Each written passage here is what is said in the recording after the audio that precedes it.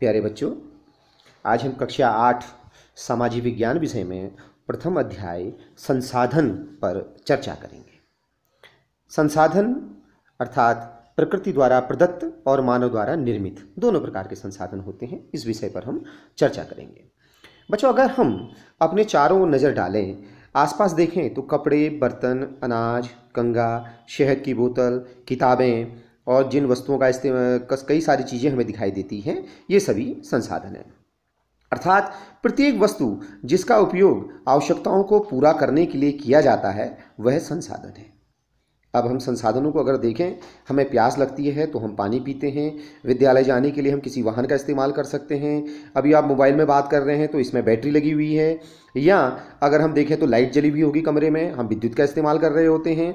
हमें अभी नाश्ता भी किया होगा, तो हम जो नाश्ता किया है हमें भोजन की आवश्यकता भी होती है। हमें सब्जियों को, ये सभी चीज़ें संसाधन कहलाते हैं। कोई जो उस वस्तुओं का उपयोग हम करते हैं, प्रयोज्यता और उस के उपयोगी होने के कारण उसे हम वही वस्तु को संसाधन बनाती है।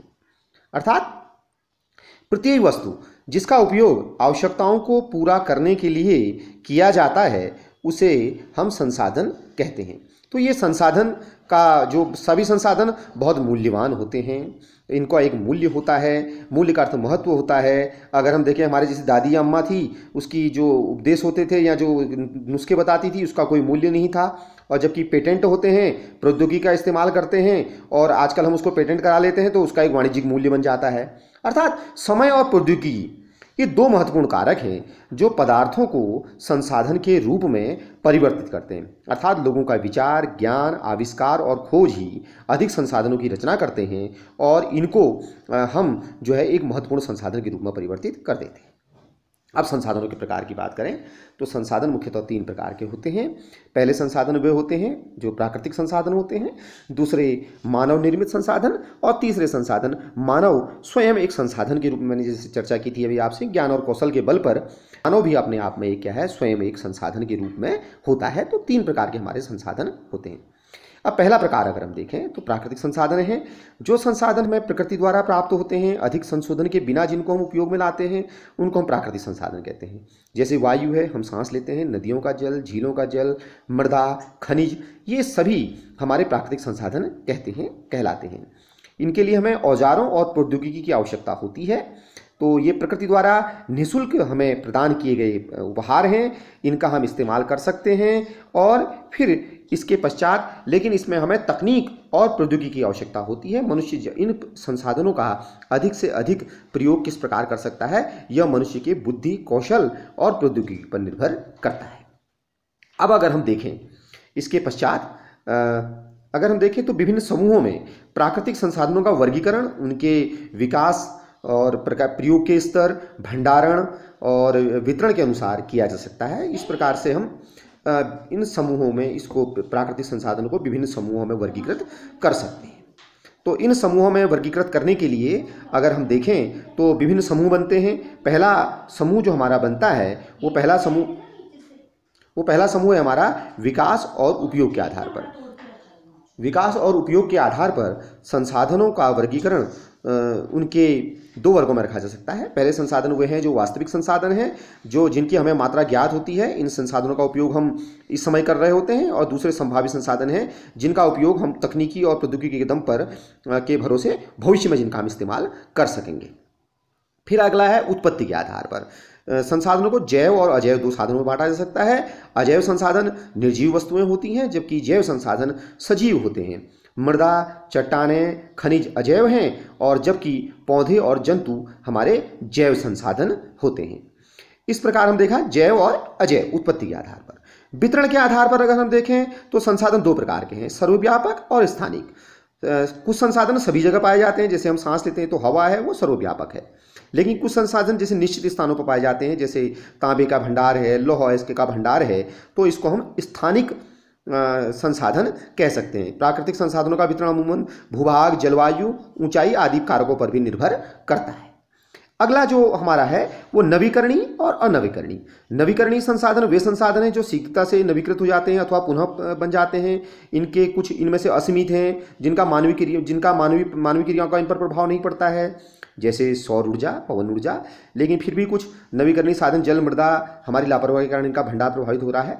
और अनवीकरणीय संसाधन वे हैं जिनके भंडार सीमित है, जो एक बार समाप्त हो जाने के पश्चात दोबारा नवीनीकृत होने में हजारों वर्ष लग जाते हैं। अब इसके पश्चात हम बात करते हैं अगला, मानव निर्मित संसाधन।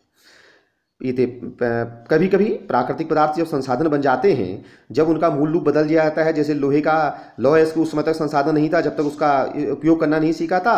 जब हमने उसका उपयोग करना सीख लिया तो उसे सड़क, पुल, मशीन आदि बना रहे हैं, तो ये एक प्रकार से मानव निर्मित संसाधन है। तो प्रौद्योगिकी मानव निर्मित संसाधन है। फिर मैंने कहा था कि मानव भी अपने आप में एक संसाधन है। जैसे लोग और अधिक संसाधन के लिए प्रकृति का सबसे अच्छा उपयोग तभी कर सकते हैं जब उनके पास ज्ञान हो, कौशल हो और प्रौद्योगिकी उपलब्ध हो। तो इसलिए सभी लोग मानव संसाधन के रूप में हैं। शिक्षा और स्वास्थ्य लोगों को बहुमूल्य संसाधन बनाने में मदद करती है और अधिक संसाधन के निर्माण में समर्थ लोगों के विकास, कौशल में विकास, सुधार करना ही मानव संसाधन विकास कहलाता है। इसलिए मानव एक महत्वपूर्ण संसाधन के रूप में है। जैसे भारत हमारा एक बहुत महत्वपूर्ण मानव संसाधन के रूप में विकसित देश है, विकसित हो रहा है। अब हम बात करते हैं, अगर हम देखें ये संसाधन धीरे धीरे समाप्त होते चले जा रहे हैं, हमें कुछ चीज़ें दुर्लभता से मिलती हैं, हम बार बार संसाधनों के संरक्षण की बात कर रहे होते हैं। तो संसाधन का संरक्षण आखिर है क्या? हमें कुछ आप लोगों ने कई जगह अभाव देखा होगा, अभाव ज़्यादा होता है तो संसाधन हमारे धीरे धीरे समाप्त हो रहे हैं। हमें बार बार बताया जाता है कि पेट्रोल कम हो रहा है, पेट्रोल का इस्तेमाल सोच समझ कर करें। तो ये संसाधनों का संरक्षण की आवश्यकता हमें क्यों पड़ती है? अर्थात संसाधनों का उपयोग, सतर्कतापूर्वक उपयोग करना और उन्हें नवीनीकरण के लिए समय देना संसाधन का संरक्षण कहलाता है। यानी संसाधनों का उपयोग करने की आवश्यकता और भविष्य के लिए इनके संरक्षण को संतुलन बनाए रखने के लिए हमें इसकी अत्यंत आवश्यकता है।